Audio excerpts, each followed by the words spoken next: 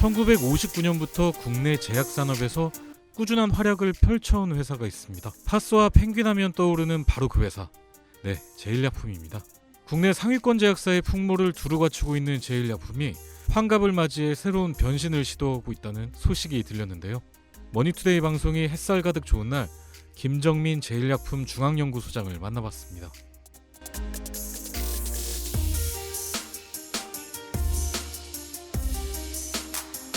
연구소를 설명하기 전에 제일약품 자체를 먼저 설명하는 게 맞을 듯합니다. 제일약품은 국내에서 제일의 제약회사가 되어야 한다. 글로벌하게도 경쟁할 수 있는 글로벌 최고의 제일약품이 되라. 이런 뜻으로 저는 이해합니다. 신약 개발이라는 그런 어려운 난제를 돌파하고 그것을 해결함으로써 글로벌하게 제일약품이 성장하는 데 기여하는 거라고 이렇게 설명드릴 수 있겠습니다. 개발하고 있는 파이프라인을 먼저 소개를 시켜드리겠습니다. 전임상을 통과하고 임상에 이제 진입한 것들을 이제 보통 파이프라인에 이제 등재됐다고 하는데요. 제일 앞서가는 것이 이상 A를 하고 있는 뇌졸중입니다. 또 이상에 진입하고 있는 것이 JP1366이라는 피캡 억제제인데요. 이상에 진입해서 잘 진행하고 있고요. 일상에 진입한 게 있는데 항암제입니다. 요즘은 이제 항암제가 빅파마에서도 자기 R&D의 50%, 70%까지 이제 대세인데 저희도 좋은 이제 신규 항암제가 있습니다. JP547이라는 항암제를 가지고 서울대 의과대학에서 세계적으로도 유명한 황영주 교수님이 PI가 돼서 하고 있는데요. 그래서 일상 A를 마쳤습니다. 마지막으로 이제 당뇨 치료제를 하고 있는데 이것은 일반적인 당뇨하고는 조금 다릅니다. 보통 2형 당뇨를 타겟으로 해서 경구용 약들이 수십 가지가 나와 있는데 저희는 인슐린을 대체할 수 있는 경구용 당뇨 1형 당뇨약을 만들고 있는데요. 야심차게 이제 유럽으로 진출하기 위해서 유럽 R&D를 거의 이제 마쳤습니다. 내년 초에 유럽 임상을 시작하게 되겠습니다.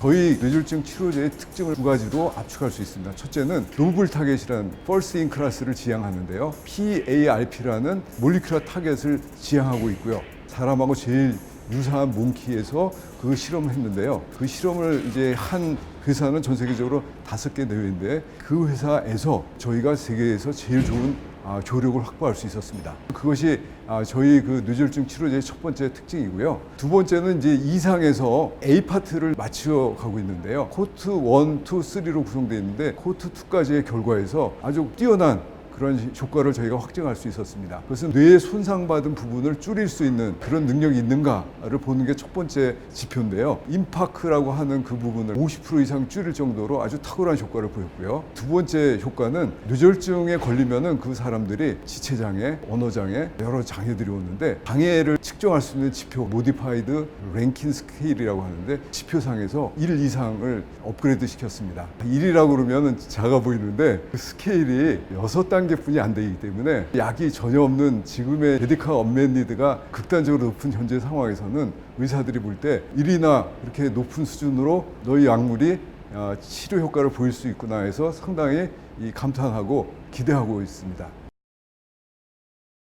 PPI하고 PCAB은 타겟이 똑같습니다. 프로톤, 포테슘, ATPase라는 동일한 타겟을 갖고 있는데 PPI는 활성화되기 위해서 그 사이트에 붙어야 되는데 플러스 공유결합으로 일리버서블한 상태를 만들어야 됩니다. 근데 PCAB은 가서 붙기만 하면 효과가 나옵니다. 이것이 이제 두 가지 차이를 주는데 PPI 대비해서 PCAB은 속효성을 보이고 두 번째 장점은 위염이나 역류성 식도염이 걸리면은 밤에 하트번이라고 하는 통증이 오는데 PPI는 효과가 없는데 속효성으로 작동하기 때문에 바인딩하는 것만으로서 효과가 나오기 때문에 시간에 관계없이 투약할 수 있는 속효성과 시간의 제약을 받지 않는 투약의 편의성, 이것이 PPI하고 차별화되는 PCAB의 장점이라고 볼 수 있겠습니다. 첫째는 효과가 제일 우수합니다. 동물 에서 위험, 영수적, 희소력 등 많은 실험을 했는데 저희가 많게는 5배 이상 포텐트하고 실제로 임상 일상 PD에서도 그런 결과가 나오고 있습니다. 두 번째는 독성적인 측면입니다. 위장약을 먹으면서 간에 부담이 되고 부작용이 있는 그런 위장약을 먹으려고 하는 사람은 없습니다. 저희는 동물 GLP 독성에서 간독성이 없고 일상에서의 간독성 지표에서 없고 그래서 이상을 하고 있지만은 간독성 면에서 세이프한 약물이 될 거라고 저희는 믿고 효력에서의 우수성과 간독성에서의 세이프티를 가지고 두발주자이지만 성공할 수 있다고 보겠습니다.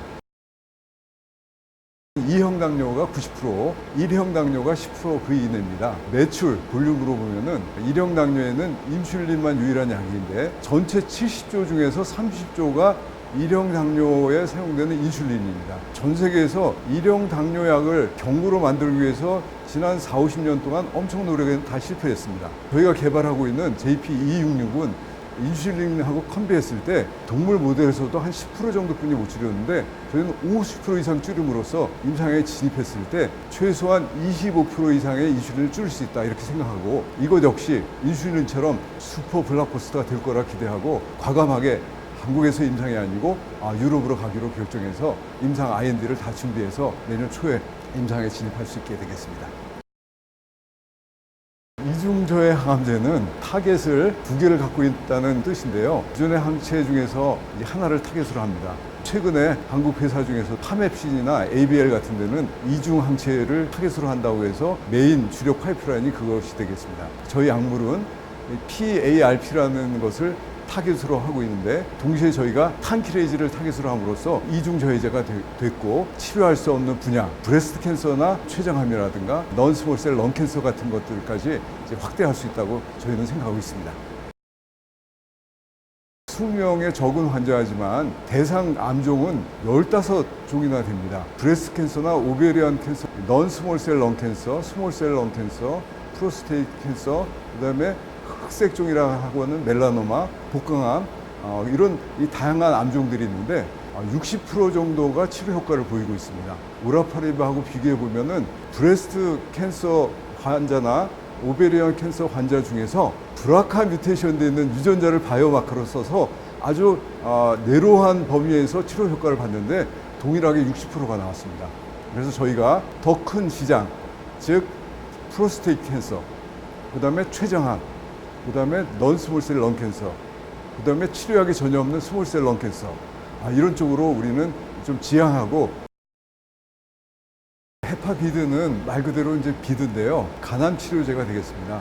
이 간암 치료제 중에서 이런 헤파비드와 같은 간암 색전술제가 있는데요. 현재 이 선진국에서 100% 수입해서 사용하고 있습니다. 현재 사용하고 있는 간암 색전술 치료제의 단점은 고분자를 사용하고 있습니다. 고분자는 인체에 들어가서 자기가 원하는 역할, 간 동맥의 혈관을 막는 역할을 하지만 역할을 다 하고 나서는 분해가 돼서 없어져야 되는데 고분자는 분해가 안 됩니다.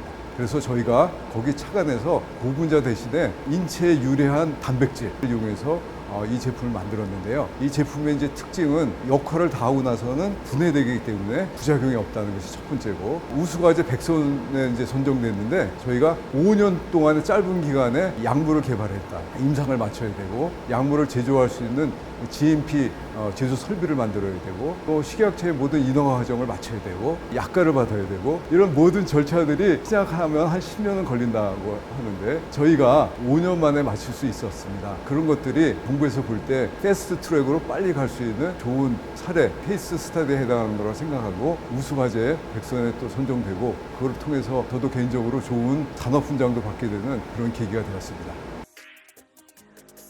4개의 개발 과제들이 있습니다. 중앙연구소에서는 개발 과제들이 성공적으로 다음 단계로 가도록 최선을 다할 것이고 대개적으로 볼 때도 뇌졸중, 항암제, 또 피캡, 일형 당뇨 모두 다 글로벌 빅파마들이 관심을 많이 보여서 바이오 USA나 JP 몰간을 통해서 많은 네트워크를 형성했습니다. 목표는 내년도에 적어도 1조 원 이상 되는 라이센스를 빅파마하고 계약을 하고 2021년도에도 적어도 하나 정도 1조 원 이상 되는 글로벌 빅파마와 분야와 빅 라이센싱 아웃을 하는 것이 개발 쪽에서는 이제 목표가 되겠습니다. 파이프라인이 계속적으로 앞으로 가면은 디스커버리에서 제공을 해줘야 되는데요. 저희가 전략적으로 혈액암 쪽에는 특히나 희귀암종들이 많이 있습니다. 개발 속도가 빨라질 수 있어서 내년도에 개발 후보를 이제 발굴하고, 특히 또 시장이 큰 분야가 만성 관절염인데 그 분야도 타겟으로 해가지고 후보를 발굴할 계획이 있습니다. 좋은 후보 물질을 발굴해서 파이프라인이 고갈되지 않고 스트롱하게 되도록 연구소에서는 최선을 다하고 그러한 이 목표를 가지고 진행하고 있습니다.